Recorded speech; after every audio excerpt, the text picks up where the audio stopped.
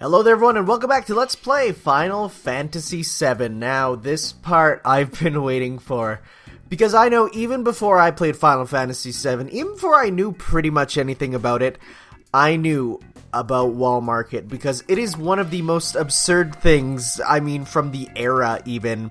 I'm gonna have to apologize, there are a few video glitches in this opening part. It shouldn't be a main running thing, but I only learned about a couple parts into this that if I open up, because I record on my computer, if I open up web pages on my computer as I'm recording, it causes the video to freak out a bit sometimes. It's not major, you won't worry about anything really. But we went here and we got some new weapons and stuff. There's a couple here that you want. Again, since this wasn't my main file, and this was like my replay file because I lost the original footage files, I kind of just ran through it. I didn't focus much on making sure I'm getting the proper setups for stuff, because there's not many bosses, and whatever bosses there are, they're not too big of a worry about, because this is mostly like almost like an old school adventure game section. Oh boy. The Honeybee Inn. Do I have some notes printed off about this? So, the Honeybee Inn is a love hotel. It is where you go and pay for women to just, do stuff with you. And it's pretty infamous in this game, but at the same time, it's also like there's so much unused stuff that I had to bring notes with me to talk about all of it. So we'll get to that in a sec, though. For now, we're just talking to these people out here. These people who obviously just like, we're in the red light district, the rough end of town, so it's like we're a bit of a shady neighborhood. And even there's like Shinra soldiers here who want to go in to this Honeybee Inn, and like even this large man, he's like, but he tells us that Tifa is actually getting an interview for the Honeybee Inn to be taken in as one of the new girls.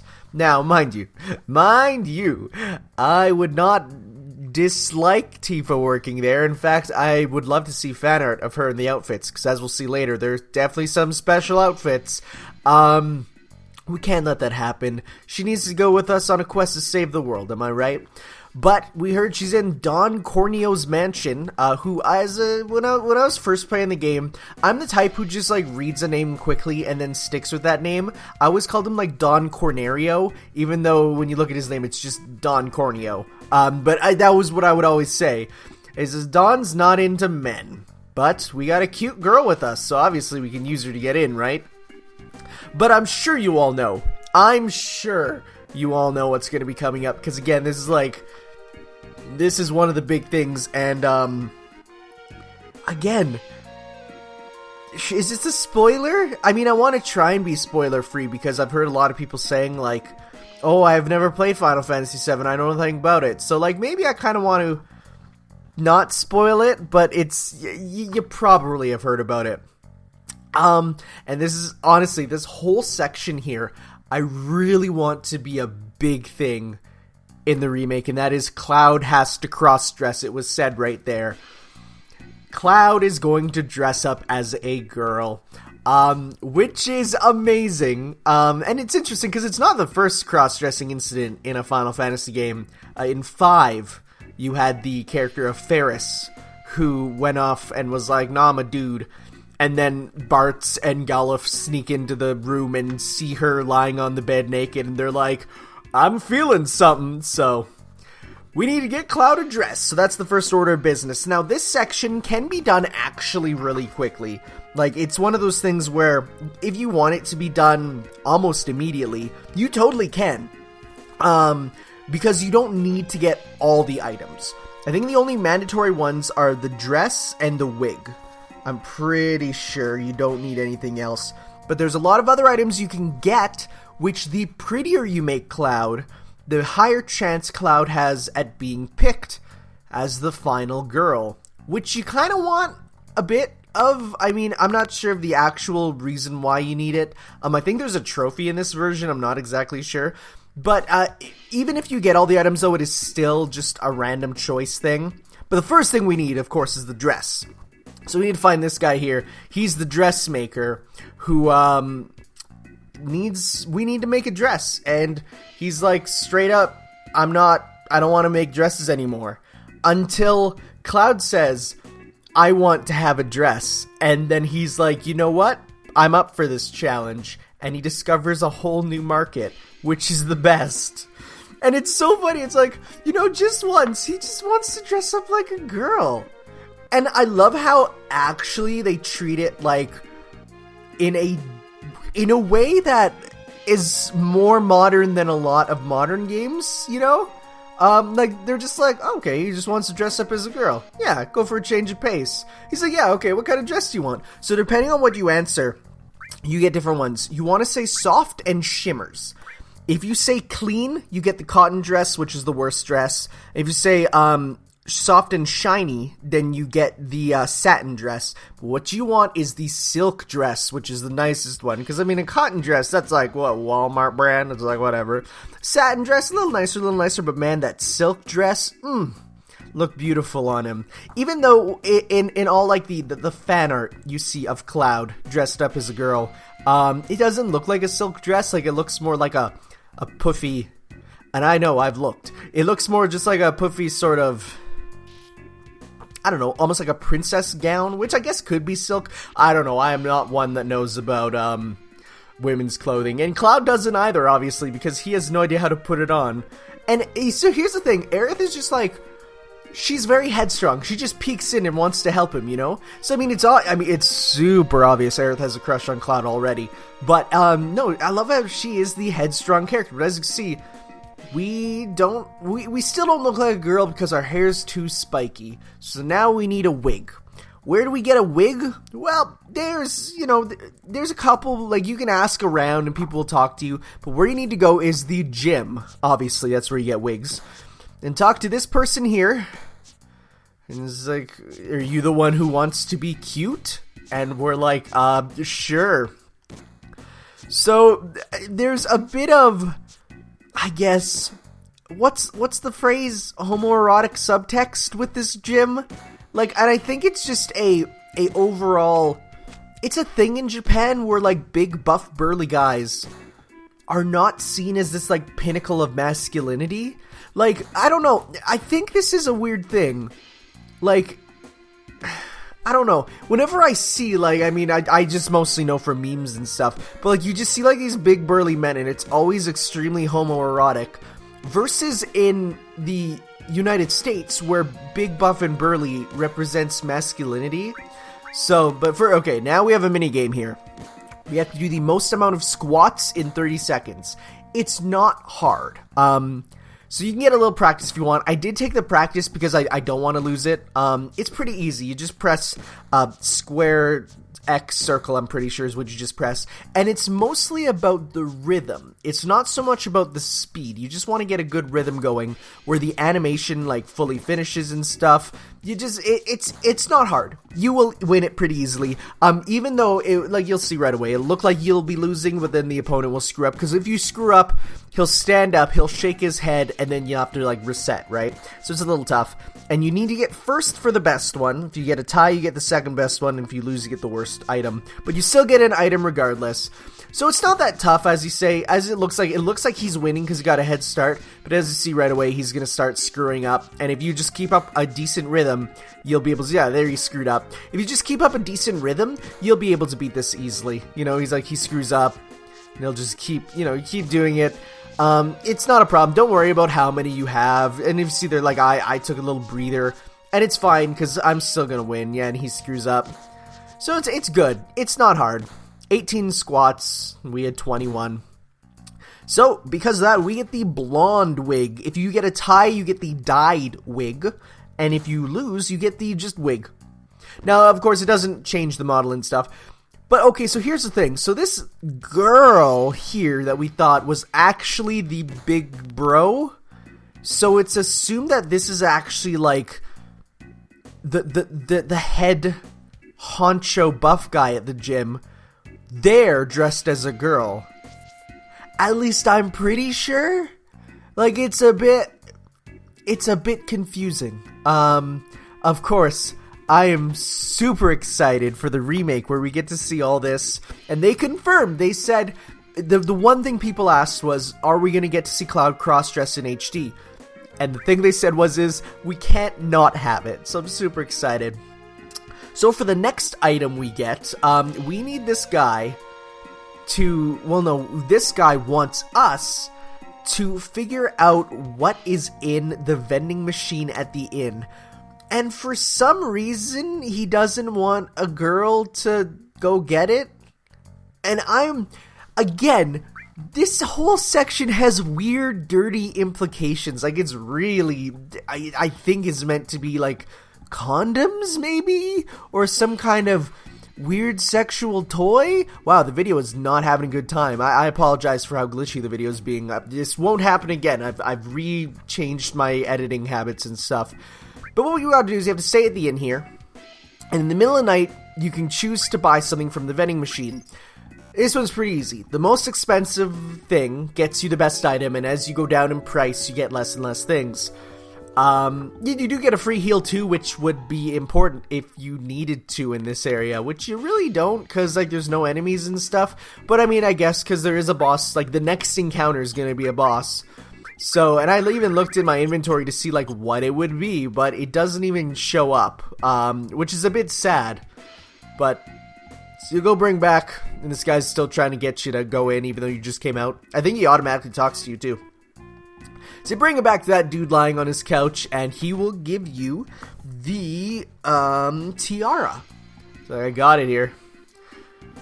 And Aerith has to go into the corner. And what was it? What was the dirty thing? A protein drink set. Okay.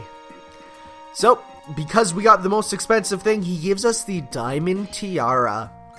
Get him the middle item and you get the ruby tiara, and if you get the cheapest thing, it's the glass tiara. So, those are optional pieces. You don't actually need any tiara to complete the set. You just need the dress and wig. However, as I said, you do want to try and get them all. So the next thing, you wouldn't know to do this right away, but I'm going to get this now so I don't have to go there, go back. So you come in, sit down, you can just choose something to eat. I decided to have the sushi plate because sushi is delicious.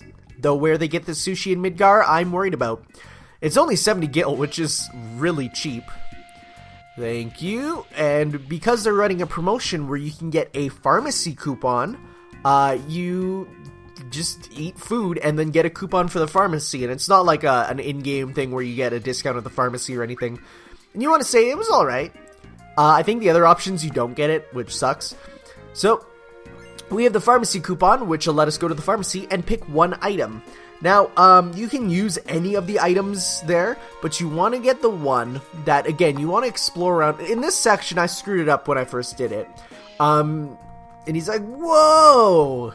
Because that's such a weird, like sometimes the shopkeepers are just weird. You want to get the digestive. The disinfectant and deodorant, can be used in the same thing, but obviously they're not for what you need, you know, so you need to head up to the, where we were talking with the dad of the dress shop, and you'll see right away. So, like, again, you want to kind of explore around. You can easily screw up this section, but you don't, you know, you should, I guess, when you first come in here, explore around, because there's a person in the bathroom here who's just herking up. And what you want to do is, of course, give her the medicine. Because if you give her the other stuff, it won't accomplish the right goal. And you get the sexy cologne for getting this one, which is the best one. The other ones you can get are the flower cologne if you give her the deodorant, and the cologne if you get the disinfectant. Again, this is totally optional, but you want to try and get the best ending. Also, you can just straight up peek in that guy in the bathroom, and all that said is whoops. That's fine. Sure, that's whatever. And the last one, though, is the most interesting. This one is the most optional. Also random, what you get. Well, it's partly random, as we'll see. So you talk to this guy here, and he's just like, I can't do this. Take my members card, which I think breaks a lot of rules, because a lot of members cards are non-transferable. But because of that, we can head into the Honeybee Inn, which, oh boy, we got a members card. Come on in. And of course, Aerith can't be in there. And apparently there's a glitch where both these dialogues will play at the same time in the original PS3 or PS1 version, but in this one it's actually properly done. So the Honeybee Inn is exactly what you think it is. It is a love hotel, and there are multiple rooms, and each room has something for you in it. So at this point, I'm kind of freaking out because I'm like, I don't know which are which, and you can either peek or go into them. If you see here, the girls are dressed up in sexy little bee costumes, and you can just like, they're not even like super worried about you just peeking into the dressing room. And apparently we're the delicate type, which, okay, that I guess in our quest that works. But okay, so let's talk about some of the dummied out content. There's apparently a bunch of cutscenes here that were supposed to play on revisits, even though you can never actually get back in here after this quest. So this room's being used. You can actually take a listen or take a peek. You probably want to just take a peek. Listen doesn't give you anything, I'm pretty sure. So you take a peek inside to the lover's room, and what's there? And this is really hard to control, the peephole, which is actually kind of funny, because, you know, there's like an old man and I think his grandson, and they're just chilling out there together. And it's awkward, to say the least. But let's talk about some of the more dummied out content. There was unique music in the cutscene that was never played anywhere else. One of the executives of Shinra, who we'll meet later, named Palmer, is supposed to be there, claiming for marketing purposes. And then one of the Honeybee ladies says, "Oh no, you're a regular," so a bit of comedy. There was a waiting room that's unused, and a bunch of other ones. It was originally going to have 2 floors, with a lobby and a waiting room. There was a lot of original text. The player's card could actually be checked in the original reception desk. There was text in the game indicating the player would be able to talk about their experiences at the inn, being asked how they went by Aerith, rather. Johnny could be seen there. I don't know who Johnny is, actually. In the remove dialogue, he appears jealous of Cloud because he spent night at Aerith's house and then hung out with her at the playground. There's actually TVs featuring FMV cutscenes from the game. There were courses advertised. And you don't want to take any rooms until you've seen all the other ones, because that causes the scene to continue. You could go for 30 or 150 minutes in length with slogans like "Chat with a beautiful woman," "Welcome to my nest," and "How about some honey?" The lobby also has a sign on the wall that forbids entry from other brothel owners, scouts, and minors, with warns hosting poaches is a 10,000 gil fine. So this is a weird scene. This is... I decided to look it up to see what anyone says about it, and apparently it's meant to be a play that's happening. Like, they say it's a play with quotation marks, and this is the earliest time when the Promised Land is mentioned. It's a weird scene that has no real explanation. Like, it's a satanic ritual, which, again, is just strange, and it keeps going, and I was scared when I first saw this, when I first said it, like, oh my god, what's happening? What else is there? There was, Quedge was to be found in the waiting room, and he is Wedge's younger brother. You could get the mystery panties item, which was a dummied out key item. Disturbingly enough, it is implied these are Tifa's underpants that the guy stole from Seventh Heaven. However, given the panties' origin is mysterious and that they are said to have a childish design, this leads one to question where they really belong to. Getting the mystery panties would have given the player affection points toward Tifa and Cloud, saying they may come in handy for the disguise, meaning Cloud would have been wearing Tifa's panties to increase their relationship. In the area where Cloud is asked to pick a room, so that first one, there's a scene where a ghost version of Cloud holding a Buster Sword would step out of him, and he would have another moment where the screen momentarily turns red and high-pitched screaming sound was heard, similar to what happened in the Mako reactor. This is triggered by Cloud being asked if it's his first time or not. Interesting. There's a dummied out message found that breaks the fourth wall that translates to "We apologize, but the following contains material unsuitable for the general public." So that was funny. There's also more unused text asking the girls, please lend me your panties for a dangerous mission. I need a present for my girlfriend. Give me your panties. And I need something to remember you by. Give me your panties. At the end of the scene, the girl figures out Cloud is into cross-dressing and gives him the panties, promising to keep them a secret between the two of them. So we picked a room here. Either room you can pick, it doesn't matter. The outcome is the exact same. And so you head in here, and you just, you be suave and cool, and you're like, okay, you're gonna get a little bit of time wait, everybody. Wait a second. What do you mean, everybody? Turns out, Cloud is getting into a room with a bunch of buff dudes.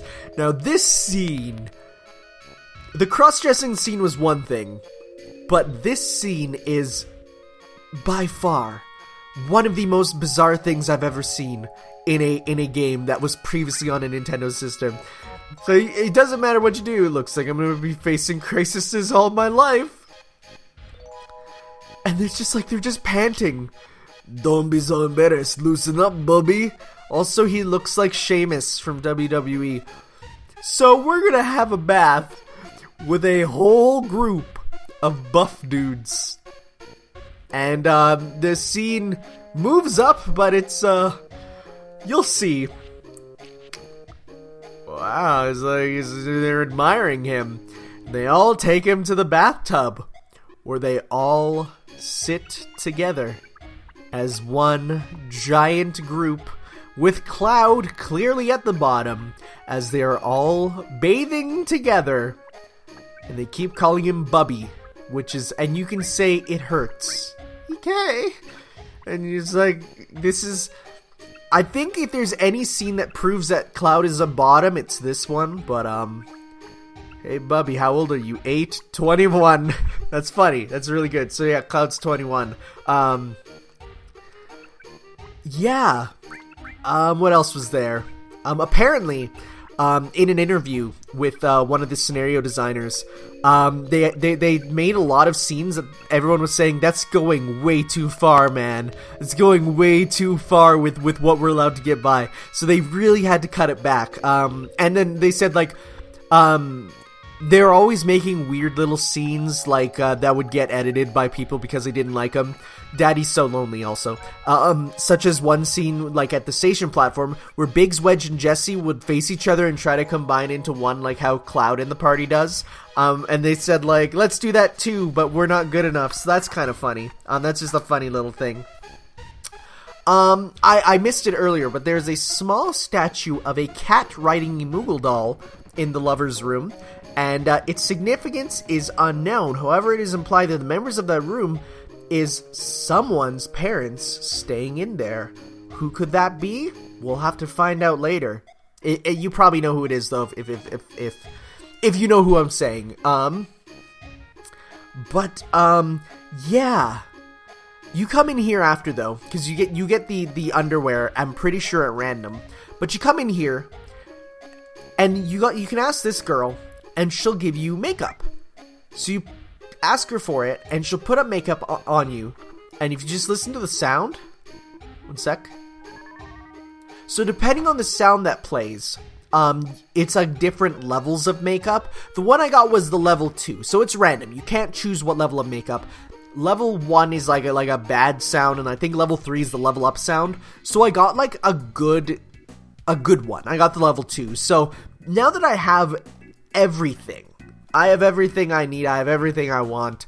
I've pretty much, aside from the makeup, I have everything at level 3, the best things you can get. Which means, let's head in and cross-dress. Who's excited? So I'm saving, whoa, that was a mistake. I'm saving now because of the fact that I want to make sure that even if I were to not get it on my first attempt here, I would be able to just reload the save and try again, because even if you have everything 100% ready, there's still a chance that it might not turn out well, because of just how the game's programmed. So let's go try it all on, because I'm sure it'll be fine. I'm so excited to see this redone in HD, guys. You have no idea. And there's lightning. That's Cloud's female name, Lightning. With ponytails, and it's funny that it's like it's supposed to be like this blonde wig, but it literally just is like his hair done in ponytails at the back, so you wouldn't even really notice. And we actually get like another walk cycle where he has to walk like a girl, and it's so funny. It's so great. And Aerith has to get dressed too, because of course she doesn't. I mean, she's homely right now. She's not bad, but she's homely. That's the best word to describe her, even though that's not her personality. And she's gonna go, she picks the most expensive one, of course, because it's all my money. No peeking. I don't think you can at this point. But if you were, you probably get relationship points. But no, she actually cleans up really good. She looks a bit like her mother. And by a bit, I mean, I'm pretty sure it's actually the same model. And she joins our party, we come into one, and we're ready to go. I don't know if there's any unique dialogue for walking around Wall Market with this, you know, with the dress on. I would be surprised if there wasn't, but I didn't check. I want to do it, you know, and we can't run because ladies don't run. What are you talking about? Okay, I lied. We're gonna run. So let's head into the mansion now that we got the cute friend who is us, Miss Lightning, everyone's favorite. Yep. And even this dude's like, oh, hot damn, she's hot. Which, you know, it's funny. Because a lot of people were really mad when they released, like, the HD shots of Cloud in them for, like, the movie and stuff. Because they're like, why does Cloud look so feminine? Why does Cloud look like a girl? But, like, dude, he can pass off as a girl, which kind of says something about how he looks, despite being this big buff dude, which he really wasn't. He's not like this huge buff guy, but like the fact that he can pass off as a girl that people think is hot kind of proves that Cloud is pretty obviously not the, you know, most effeminate. Also, we're in a sex dungeon. Take a look at everything on here. We are actually in a sex dungeon. There are look at all that stuff is all like, I'm not saying I've seen things online with that, because I would not be able to handle any of that stuff, but like, we're in a sex dungeon. Look at it's like, it's just crazy to think that they decided for, okay, we're on the PlayStation 1, we don't have to worry about Nintendo's crazy censorship laws, what are we gonna do? Oh, let's just you go to a love hotel, then try to rescue your girl from a sex dungeon, and, oh, you're cross-dressing during the time, but everyone's okay with it. And it's like, okay, so this scene here, I walk up slowly. What does Tifa do? Touches my crotch. And she's like, oh my god, you're actually Cloud, because obviously, where else would she know? Except by touching my crotch. And yes, I know there's an item there. It's killing me too. I gotta grab it. So yeah, Cloud takes it really well too. He's just like, he really does, and I like that. Also, I do like Tifa's outfit here. I would have loved for that to be an alternate outfit in like Dissidia and stuff, but sadly it's not the case. I love how Aerith also just puts her hands over her ears like... And I think if you go talk to her, it increases her affection rating, but with Tifa here, you talk to her first and it increases hers. It's just... It's funny. This whole scene is like this funny side thing that in the grand scheme of things, like, it's not super important to the story, but it really establishes how much of a crap hole Midgar is, you know? So, and I guess it provides some really nice characterization for Tifa and Aerith. And of course, Aerith, you know, is like, come on, there's 3 girls, no problem. It's like, we get them to pick one of us, and then we get to, we'll go grill Don Corneo. And yeah, it's like, again, Aerith is like, she's the headstrong one, who's like, no, we'll head in there, we'll fight. She's really, like, you know, again, the whole changing it up. And yeah, it's because she didn't grow up in the slums. She's not like this, like, when you think of, like, the flower girl living in the slums, you probably think, oh, I'm just a flower girl, you know? It's like, no, she's the headstrong one, and it's great.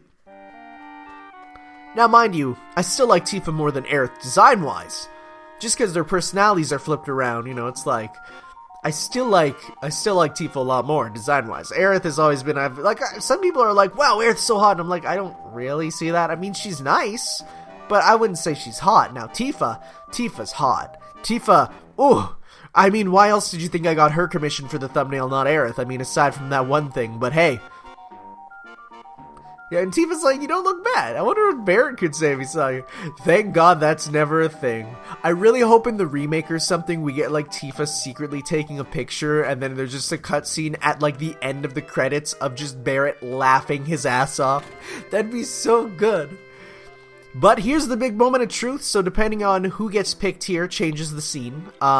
If you don't get picked, what happens is you get sent down to, like, a waiting room, and then you actually get into a couple fights. You throw off the outfit and get into fights because all these like slimy dudes start crawling after you, and then you get stuck on a wall or something, and then Cloud just rips off his dress and fights them, and they're just basic enemies.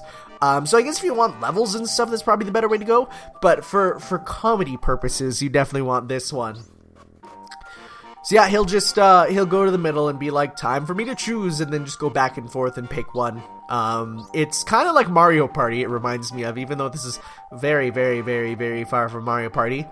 So the choice is, and he'll point to who you want, and boom! This healthy looking girl. And I really want in the remake Steve Burton or whatever his name is, the guy who voices Cloud, to be using just this terrible like falsetto, like, no, I'm a girl, you know, like something like that. It'd be so funny. God, this whole scene is gonna be the funniest thing in the remake. I still can't believe we're getting a remake. I'm so excited. But yeah, no, in my first playthrough ever, I only got like the wig, and I think I got like the deodorant or something. And so, like, when I came here, I didn't get chosen. I think it was Aerith who got chosen. I think it's random who gets chosen otherwise. But as you can see, here we are. Finally alone with Don Corneo. Alright, pussycat, come to daddy. And at this point, you're just like,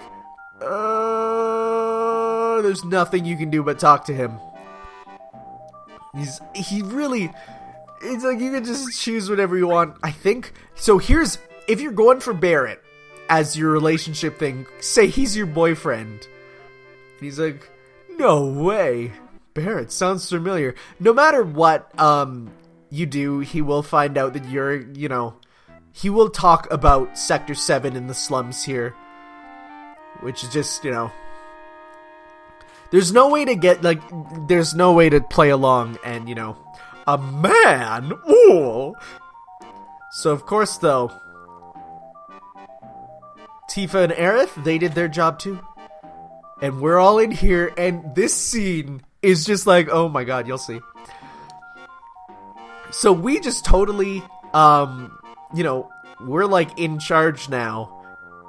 And Cloud says he'll chop it off, and he's freaking out. He's freaking out a bit. Then, Tifa says, talk. Here we go, come on. It's so good. They're such a, like, a good team, you know? If I told you that, I'd be killed. If you don't tell us, I'll rip it off. Like, oh my god! They're talking about his Beepus. Turns out it's all Heidegger's fault. Head of peace preservation, ironically enough. And yeah, so Shinra's up to everything. I mean, we're at a point where she's like, yeah, Shinra's gonna be the bad guy. Come on, it is pretty obvious. Tifa, if you don't tell us, I'll smash it. So, like, I think it should have gone the other way around. I think it should have been smash first. Because if you cut it off, it's off. Smash first, then rip, then cut. You know, it's like, I feel like that would be the best order. I don't know. We'll have to see. But, like, oh my god. Like, again, we're getting into, like, the last game was Final Fantasy VI, which was rated E for everyone. So can you imagine going from 6 to 7, like what people would think? Also, I guess people would be confused that it went from 3 to 7. Where was 4, 5, 6? So, but I guess that was a problem solved by re-releasing the PS1 games on the NES, and like they re-released 1, 2, 4, 5, 6 on PS1. So, and of course we're standing on this crazy. I mean, it's pretty obvious. You can't avoid this. No matter what you choose, you get sent down to the sewers. And he does a little dance. Look at his little dance. He's a good character. Like, honestly, I love Don Corneo. Like I said, I'm really looking forward to seeing what happens with him in the remake. How they make him look like just a real dirtbag, you know? And I guess the fact that they already confirmed English voice acting, which, I mean, in 2016, I'm always worried about, because so many people are like, no, subs only, dubs are still bad. You know, it's like, I'm happy they already confirmed it, because I do feel like every single game should get a dub. I love dubs, even if it's a bad dub. I'm okay with bad dubs, they're fine. They give an air to it that I love, you know? But we got some bad guy business going on here. And it's interesting, because, like, yeah, they're the bad guys, but this is really, like, such a, like, they are the bad guys throughout the whole game, but they really don't feel like it, I feel. Which is, I guess, one thing that I think will be solved by the multiple game thing the remake is going for. Because of the fact that by having it be totally different games, you know, you can have these guys be the real villain of the first game, you know, which is going to be cool. President Shinra here, though, like, look, I wonder how fat they're gonna make him. Because, I mean, you look at him now, and he's like this big, round guy, but are they gonna make him to be more like handsome, for lack of a better term? I really hope not, but they might. We'll have to see. So, and his whole plan is he's gonna destroy one of the sectors and blame Avalanche for it, which is just jerkish. Like, come on. So when you fall in here, the first girl you talk to is the one who you get relationship value with. The other girl, you just don't get any.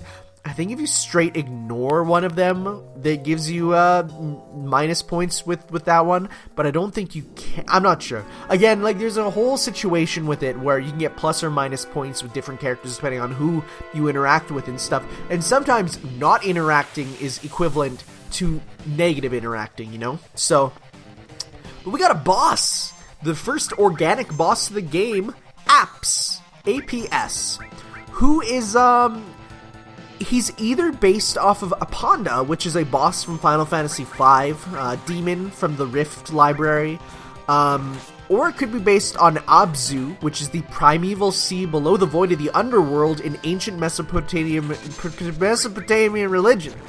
It's either one of those. He's not hard. You shouldn't worry about losing. He did the sewer tsunami attack there, and depending on the direction it goes, if it goes from behind him, he'll get hit first, which will cause him to take more damage than you. But if he does it the other way around, it'll be he'll damage you guys and him a little bit, you know? So, but the way it works is you don't have to worry much. You'll keep getting limits, and it's an easy boss. He can use a lick attack, which gives sadness. Now, sadness is a unique status ailment that's only in Final Fantasy VII as far as I'm aware, which is actually pretty good because it reduces the damage you take. However, it also sets your limit to like half, so whatever limit you would normally have would only do half now. But otherwise, so if you see this way, we're gonna get hit more than him. So yeah, like it's kind of an interesting situation with that. But no, sadness is not a bad thing to have, I feel. If you really want it to, you know, be in a situation where you're a little more, you know, you want to take just less damage, then yeah, it's good for you. But then again, those limits will also be super nice to have, so I don't know, it's up to you. So this is actually Don Corneo's pet. It's supposed to be, it's not really said anywhere, but he's meant to be the pet. So Lick here gives sadness, which isn't bad. And he's weak to fire, so you probably want to try to get that on him. Now, this is one of the few bosses, I think the only boss, you can actually get a preemptive strike on. So you start the battle, and he'll be facing backwards. And if you hit him when he's facing backwards, it'll actually deal 4 times damage, unlike the 2 times damage, which you normally get on enemies. So you can, like, if you have a limit saved up, you could almost one-shot this dude by having a preemptive strike do 4 times damage, which is pretty insane. But he's not a problem. You know, he's not anything I would worry about, and despite looking like he should, I don't think he's gonna be one of those enemies that you fight now and then becomes like he's a boss now, but then you fight him later and becomes like a like a regular enemy. He could probably be, but I don't think he is, because I think he's meant to be a unique, it's Don Corneo's pet we flushed down the sewer. Kind of like a Rancor, a bit. But no, he's not difficult at all. Kind of weird. I feel like this boss came really out of nowhere. Even if maybe there's a dialogue somewhere that someone says, "Oh, did you hear Don Corneo flushed out his pet op as a child," or something like that, and I would have been fine. And I really would have hoped that he would have killed himself with Tsunami, but sadly oh my god, no, I lied, he did. I forgot it was on this take he did. I remember on one of the takes he did, but he committed suicide. Goodbye, Ops. Long live the dream. But no, he's not difficult. Again, I mean, at this point, you can't really do much wrong, I feel. Like, at this point, it really feels like, this whole first section is very linear. You're gonna be levels. You're gonna be certain levels. You're gonna have a certain set of items that you have to worry about. So I wouldn't worry too much about stuff. Like, later, once you're out of Midgar, that's when the game really opens up and becomes like this thing of, okay, you gotta make sure that you have all the stuff you need. These guys suck. I think they're Sega Hins. They can block physical attacks, and right now they're not super bad, they just have high defense.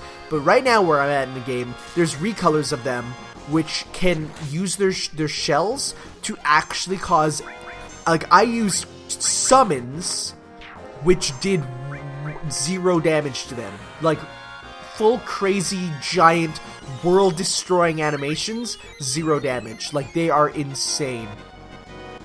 But Aerith's limit is actually super, super, super good, so you want to try and get that up. It's Healing Wind. It does exactly what you think. It is wind that heals. Now, so as you see there, 1 damage. It happens with attacks under a certain amount. It'll just block them out, I'm pretty sure. But later on, you get ones that will be able to block no matter what, and it just sucks. But in the sewer here, you got a couple items you want to find. There's, most of these small items, because this area is, after a while, missable. You can get to parts where you'll just never be able to do stuff. You want to grab that materia. The steel materia is super useful. Stealing in this game is good. Almost all enemies have some item. And for the most part, they're whatever, just a nice thing to get. You'll steal a Phoenix Down or a potion or whatever. That's good and stuff. But, where I was at, I actually found, an enemy encounter that was, giving out items that were, better equipment than what I had at the time. So, you're gonna want to try and get steel up. You're gonna want to give it to your character with the most luck, I'm pretty sure what the best thing is. But later on, you can actually get, an accessory that increases your steel rate, as well as get a materia later that lets you do steel as well. So, if you equip it to a fire materia, you'll use fire and then steal from them, which is actually pretty cool. I think that's a good way of doing it. And the nice thing is anyone can steal. You don't have to worry about it being limited to one character. And at this time, again, in this playthrough, I didn't give steel to anyone for the first part, because none of these enemies here have anything good besides a few potions and stuff. And we got cross slash, thank god, I love cross slash. There's anything super amazing right now, but later on definitely you're going to be wanting to try and get more stuff. But at the train graveyard, this is where we're going to call it apart, because we need to run back and warn everyone in the slums, because they're going to die, and that's not good. They're going to drop the plate right on the entire sector, which is actually kind of terrifying to think about. Living under this pizza, and at any point they can just drop the top, And they don't say anything about what about the people on the top. That's kind of something, that's kind of almost the sadder part. But guys, thank you for watching, and next time we'll be back at the train graveyard to continue onwards and see how it goes. Thank you for watching, dudes. Ciao.